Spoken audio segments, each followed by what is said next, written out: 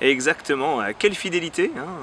Le festival est né après les JMJ de Paris en 1997 et quelques frères se sont dit il faut vraiment qu'on fasse quelque chose pour les jeunes, un peu du même style, dans cette ambiance festive.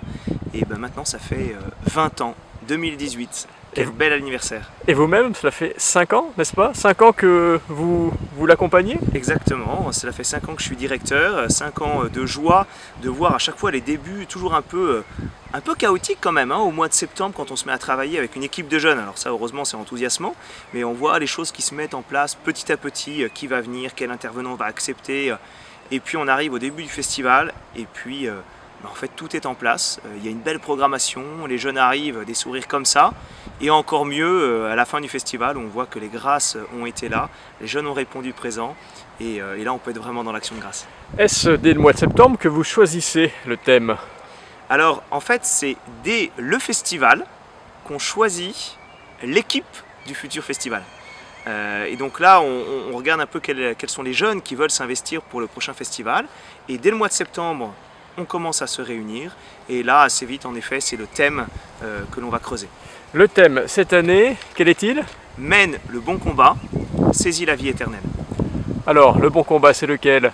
Le bon combat, c'est celui de l'espérance. C'est vraiment ce qu'on voudrait donner comme vision aux jeunes. Les jeunes d'aujourd'hui sont pas mal sous pression. Il y a beaucoup de combats au niveau de leur vie intérieure, qu'on ne sait même pas un peu à l'extérieur, dans la famille, à l'université, dans les écoles. Et du coup, on veut leur montrer que ce combat, il a d'abord été vécu par le Christ. Hein, et le Christ, il nous arme. Il vient nous donner les armes de la victoire. Lui-même, il est vainqueur.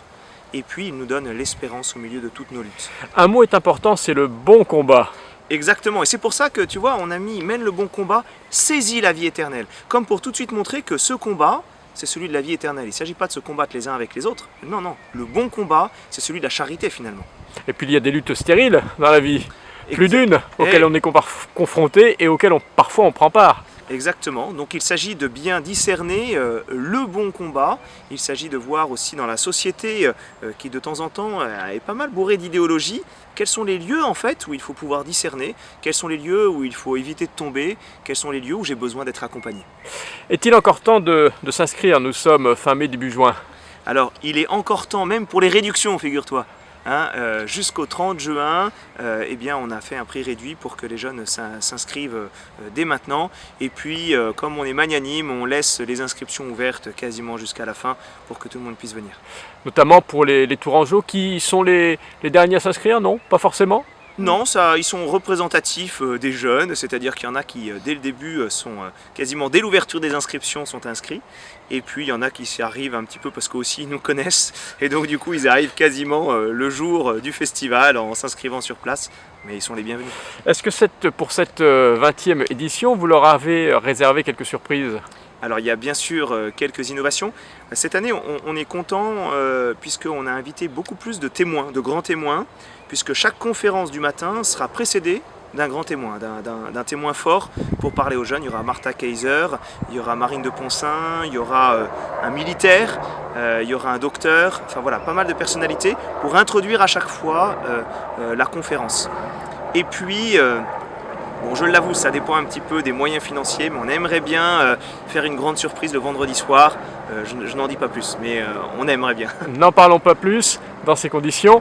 Rappelez-nous juste en quelques mots ce qui fait la spécificité du Festival Saint-Jean. Alors la spécificité de notre festival, je dirais 2 points. Hein. Le premier, c'est une famille religieuse qui accueille. Une famille religieuse où il y a aussi des prêtres diocésains, où il y a aussi, mais quand même, les frères et sœurs de Saint-Jean qui sont nombreux et qui accueillent tous ces jeunes au milieu de leur vie, qui donnent un témoignage de joie, de prière, de vie consacrée qui touche beaucoup les jeunes.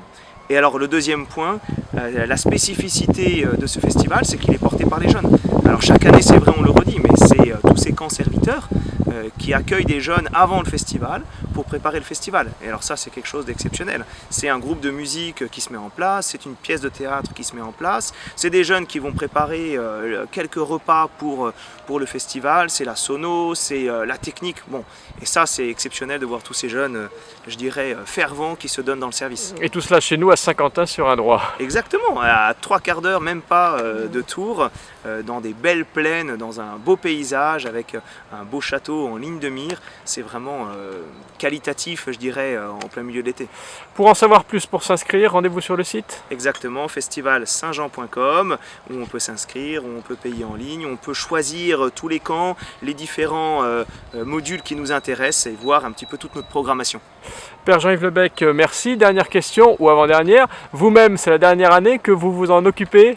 Alors oui, sans trahir de secret. Sans trahir de secret, il est probable que ce soit ma dernière année, mais heureusement je coopère déjà avec une équipe non seulement de jeunes mais de frères et sœurs, et du coup je dirais la succession est déjà en cours. Et la 21e édition déjà, elle aussi? Bien sûr, c'est-à-dire que dès ce festival, on choisira, on demandera quels sont les jeunes qui veulent participer à la 21e édition, et on la préparera dès la fin du festival.